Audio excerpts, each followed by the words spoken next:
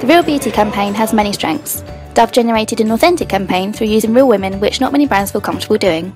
The fact that they used real women throughout the whole campaign made it an inviting and relatable campaign for the audience to view. The campaign is honest and simple, and they promote a strong positive brand message. The campaign helped raise awareness to women of all ages, including the younger generation, of the importance of having a higher self-esteem.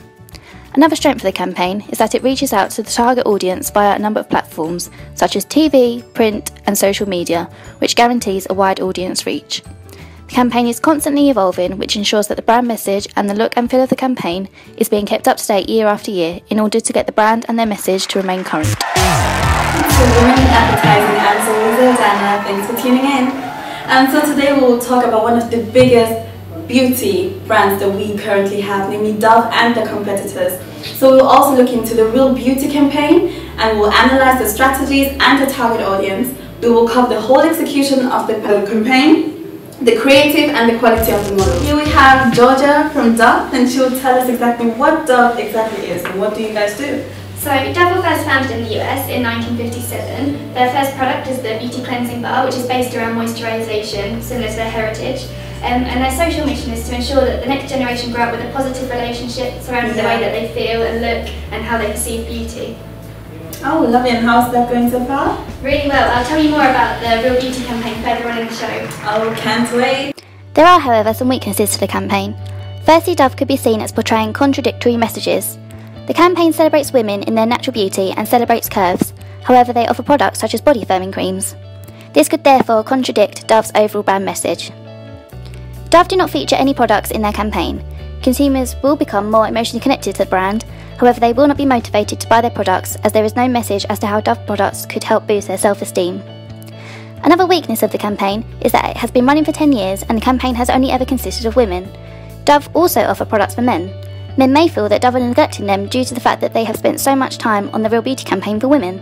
Do men not suffer from self-esteem issues the same as women do? Can you tell us more about Ole? Thank you very much, Zoe. Basically our brand, our mission statement is basically committed to provide safe products to our consumers. Just a quick reminder about our history for you to understand.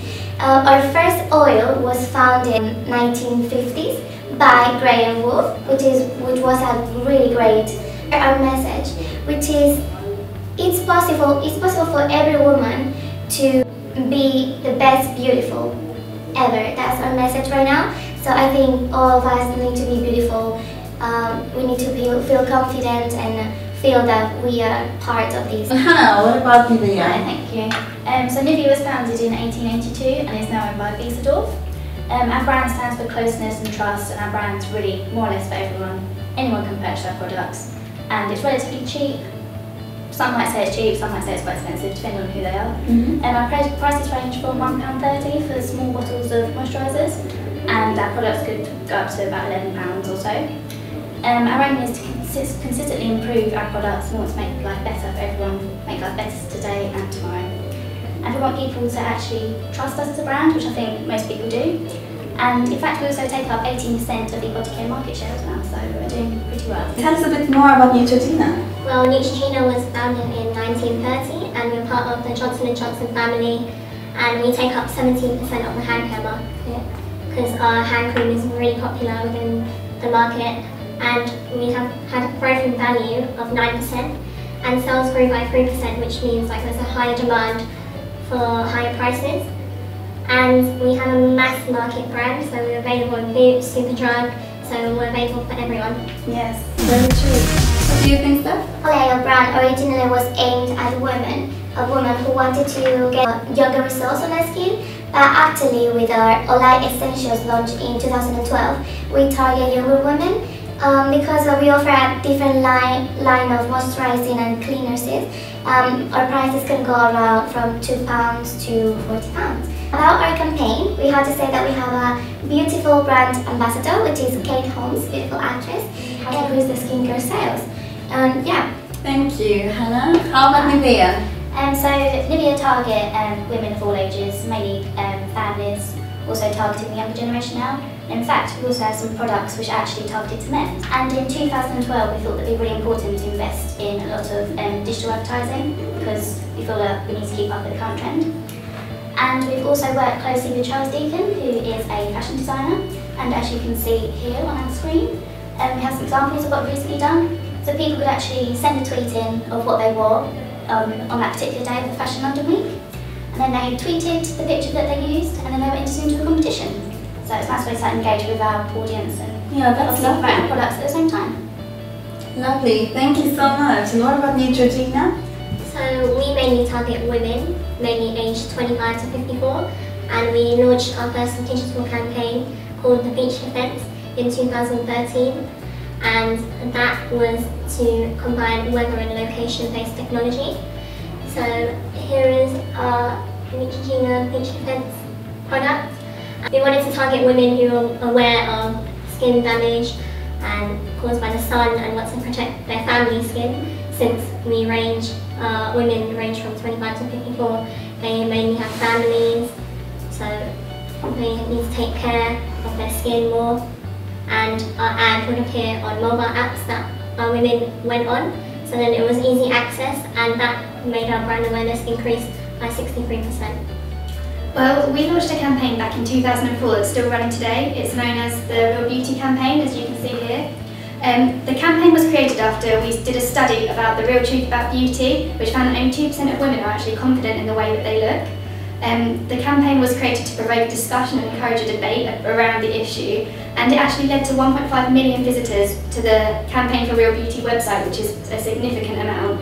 And we've had one part of the campaign as the Real Beauty sketches, which you may have seen, which alone went viral after 1 month of releasing with over 114 million views. And I'll talk more about the target audience later on in the show. Thank you. Dove developed a series of billboard advertisements that showcase real women instead of professional models, with captions such as fat or fabulous and fat one. It ran true to Dove's previous research that sparked the campaign, and therefore Dove embodied the principle that all women should be comfortable and confident within themselves, and made sure this came through all their campaign communications. The campaign continued in 2006 with a series of online-based short films that became extremely successful. Their daughters' video, which showcased the difference between how mothers saw themselves and how their daughters saw them, was featured at the Super Bowl. It was this year when they also started the Self-Esteem Fund to encourage women and girls to be more comfortable in themselves and acknowledge their real beauty. In 2011, Dove continued to carry out research on women's relationship to beauty and conducted the largest global study to date on women's attitudes. The results of this led to its latest ad included in the campaign, named Real Beauty Sketches. It involves various women describing themselves to an FBI forensic artist who drew their portrait only based on their comments. He would never see their faces. A stranger then did the same thing, and the two sketches were compared. The stranger's image invariably was more flattering and more accurate, with the differences creating strong reactions when shown back to the women. Dove managed to continue the success of the campaign throughout 10 years and even won various awards for its videos. In 2007, the film Evolution, which was one of the short online films released in 2006 that showed how airbrushing was taking over the beauty industry and distorting the reality of real beauty, won the Grand Prix for viral marketing at the Cannes Lions International Advertising Festival. In 2008, Dove also won the Silver Prize at the IPA Awards. However, the campaign has had some criticism, especially in 2008 when they were criticised for airbrushing their adverts that included their real models. Despite this criticism, the campaign has continued to be successful and gain influence within the beauty industry as well as the advertising one. It is recalled as one of the strongest campaigns of its time and has been globally praised for the positive effects it has achieved. So the campaign speaks for itself in the fact that it was a real beauty campaign. So Dove really wanted to take women's perceptions and make them realise that every single one of them is truly beautiful. So we noticed a massive change in the beauty industry, that people weren't realising that they were beautiful. So we wanted to push the boundaries of this and change people's perceptions, basically. It wasn't made to be an advertisement for any of our products. We just wanted to show the brand and show that Dove does care about the women that use their products. So we wanted to elicit a very emotional appeal to them, and that is common throughout the Real Beauty campaign. Every single advertisement features that very emotional setting and make sure that the consumer really gets heavily involved as well. It's this emotion that calls people to be able to trust us. So Dove, obviously a lot of our videos were online, and we really wanted to get engagement with people online as well. So as you know, our Real Beauty Sketches campaign was one of the most watched ads of all time. So we got a lot of online involvement through this, and it was fantastic. It hit one of our objectives really, really well. No, well done, well done. And in regards to the execution, what can you say to that? Well, obviously they wanted real women, not models, and they used women of all ages and ethnicities. And for the real beauty sketches, the goal was to find nice, easygoing, outspoken women that could easily befriend someone and be easily recognised afterwards. So obviously in the ad they showed them describing another person, so they wanted them to be really friendly and have positive body language and facial expressions. I remember that. Did another advert for 6 real women, and that was to show confidence in body and just to differ from the society's image of beauty. Oh, okay, wow. Is there anything you want to add to that? Or? Yeah, definitely. Obviously the campaign focused on showing real life. There was no airbrushing or anything like that.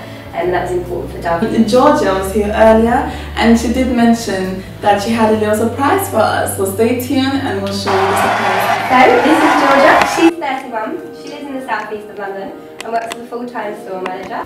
Georgia uses body exfoliants, lotions, butters and toning body creams. She falls into the socio-economic group of ABC1 and her gross annual income is between £15,000 and £25,000. She lives with her daughter and her boyfriend. Her financial situation is healthy. She has money left at the end of the month for a few luxuries or to add to her savings. And this is Jane. She's 53. She lives in Stratford-upon-Avon and she's got a PhD in Maths and Computing Science. Jane uses foot creams, lotions, butters, body moisturisers, body oils and body scrubs. Her annual income is £50,000 and her money situation is healthy. She says that she has money left at the end of the month for a few luxuries or, like Georgia to add to her savings. And now we have Stephanie. She's 23. She lives in Greenwich and she's a part-time employee as well as a full-time student. Stephanie uses body moisturisers, body oils, body scrubs and hand lotions. She has a gross annual household income of under £9,000 and she lives by herself, also with flatmate as well. And she says that she can get by with her money. There's not a lot left at the end of the month for her to spend on luxuries or holidays or products. We have Lydia. She's 42. She lives in North West of London and she's a full-time employee and also has a master's degree in English literature. Lydia uses foot creams, lotions and butters, body moisturisers, body oils and body scrubs. Her gross annual household income is between £25,000 and £50,000 as well. And she says that her money situation is healthy and she actually has time and money to spend on products. Thank you for those who participated in our catwalk. We will now look at a few theories and models that help create this amazing campaign. But for that, we need some help from some industry professionals and academics that will help us define the meanings of these models. So Bill's model is made up of 3 parts: brand skills, brand personality and brand relationship. In terms of brand skill, that's talking about how well the brand achieves their goals and what they set out to do. The brand personality is the tone of voice that they use, and the relationship is maintaining a good level of trust with the consumer. All 3 of these elements come together to create what's known as brand magic, which underpins the added value. And how is that applied to Dove? So in terms of Dove and brand skill, Dove make sure that they promote well-being and self-confidence, and they show women to believe in themselves, and they also encourage young girls to actually believe in themselves as well and to feel confident in their own skin. And with regards to brand personality, it's an everyday brand, it's accessible to everyone, and they keep renewing their campaign to ensure that they keep up to date with consumers' wants and needs. And they also influence other media such as Vogue. Vogue now actually use plus size models instead of skinny models. And also the fact that they use real women obviously makes the audience connect to them more. And with regards to brand relationship, obviously people have a higher trust level with Dove due to the fact that they're so personal with their messages, and they also use real women to make people feel they can connect to the brand. Very true. Jane, can you please explain to us the cognitive process model? Yeah, so at the start we have the message or stimulus. So that is what the brand wants to promote. And then we have the 3 thoughts. So we have the product message, the source-oriented thought, which is what channels they see the product or brand off of. So from like TV, online. And then we have the advert execution, so how they did the advert, how they executed it well or not well. And then from that comes the outcomes and attitudes from the brand, product and the advertisement, how well it did, so then people can have a positive attitude towards it, and then from there is the purchase intention. Thank you. And how did Dove use this model? So we spoke about it quite a lot today. Obviously the message was that of real beauty, the whole campaign, and that was obviously kept true throughout all of the campaign advertisements. So through every single one, that was kept consistent. And then with regards to the thought, product message, obviously we didn't focus the campaigns just on the products, so it was more about the brand, but the products sort of come through in their own sort of way. You relate Dove to their products, so as soon as you're thinking about their brand, you're thinking about their products. So obviously we wanted these all to be very positive. As with the source orientated, a lot of it was done online and a lot of engagement was developed through that. So that thought seemed to be very, very positive because we had a lot of people engaged with it in the way that it was put out. And the advert execution, like was gone over earlier, it was executed meticulously to ensure that this was really positive that come out of it. So like Jane said, and then we get to the attitude of the product and the brand and of the advertisement as well. So with regards to the advertisement, like we said, it won a lot of awards and a lot of them become most watched videos as well. So there was a real positive attitude to the advertisement and then towards the brand as well. The whole brand has changed, I think, from everything that's been done from the Real Beauty campaign. So it's now seen as a much more emotional brand, a much more trusting brand by its consumers, which is exactly what Dove needs to do with it. And then obviously all of this leads to purchase intention, so obviously hopefully sales will go up. But obviously this wasn't the main objective of the actual Real Beauty campaign, it was more about the message and the intentions of the brand being different. But I'm sure that we'll see a rise in that as well. Yes, I'm sure. So I'm going to go to the Greenwich Park later on with you guys, and I'm going to explain to you first of all what the food building grid is, because that's what I use for the interviews. And it helps to direct both the creative strategies and also the media strategies, as it helps clarify the buying process of a consumer before buying a product. So yeah, stay tuned and you see what happens after. Thanks for tuning back into Women in Advertising. So here we are at Greenwich Park, ideal weather, and we're here to talk to some of the consumers of Dove, see what they think before and after the Real Beauty campaign advert, and see what they think using the food building grid. Stay tuned. Have you heard about Dove? I have, yeah. Yeah, so what do you think about the brand? I like it, yeah, it's a feel-good brand. I think it's an okay brand. Bar soap, detergents, air fresheners, it's alright. And yeah. Okay. Every day, but it's alright. So I'm going to show you a grid and I would love you to put them into one category. Okay. Okay, have a look. Number 3, the low involvement thinking category. Low involvement thinking. I think at the moment they're here. What do you think? I think they're more this one. Really? Here, because you don't really think about them that much. It's Yeah. like the habit thing. Yeah. And I think this one could be good. Put it here. Lovely, okay, now I'm going to show you an advert. Here we go.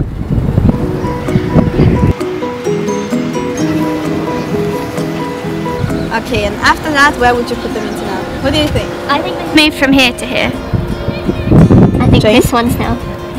Probably move them over a bit into the feeling one. He moved my one over. It's more like feeling. I still put it there, to be honest, because it's not like an everyday thing for me. Probably my mother or my sisters or Yeah. But me, like, You don't really get too involved with the brand. Okay, well, thank you so much. Okay. Thanks. You can tune in to Women in Advertising every evening at 7 p.m. After they'd seen the advert, they moved. First of all, they thought Dove was here within the habit, information, and the doer.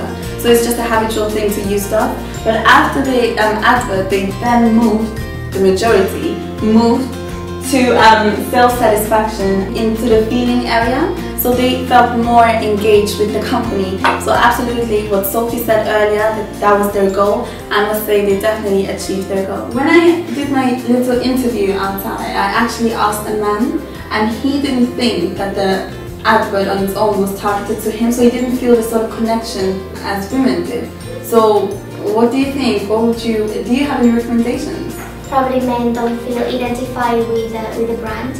Maybe they are aware about the products, but our aim is for them, they can identify themselves with the brand and to create more engagement so they can be aware and then they can start consuming more Dove products.